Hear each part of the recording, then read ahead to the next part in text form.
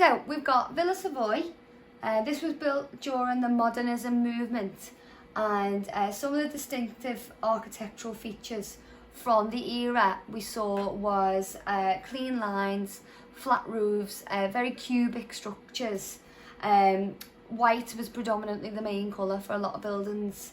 There was a few contexts that influenced design during this time, and I believe they influenced the design when it come to Villa Savoy, in terms of the materials used, the architectural design, the interior design, and the colours used as well.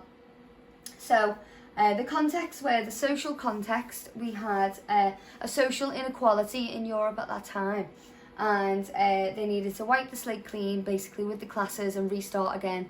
The next one is historical context, was that they embraced industrialisation and mass producing products, and they worked it to their advantage.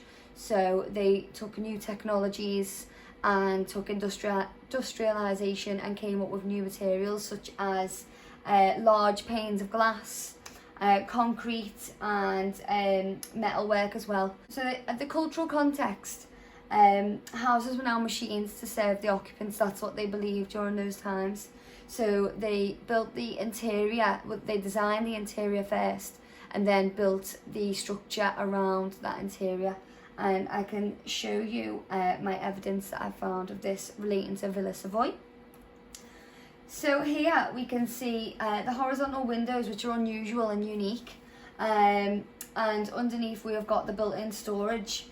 Now, I believe Le Corbusier has utilised every inch of space when it comes to this wall. He has, maximised the light coming in with the large panes of windows, and he has not just left the rest of the wall blank. He's used all the space underneath as storage. Like I said earlier, the house is now serving a purpose. So we have the interior designed first and then the house designed around that. The second evidence I have is the white exterior, which represents the social context.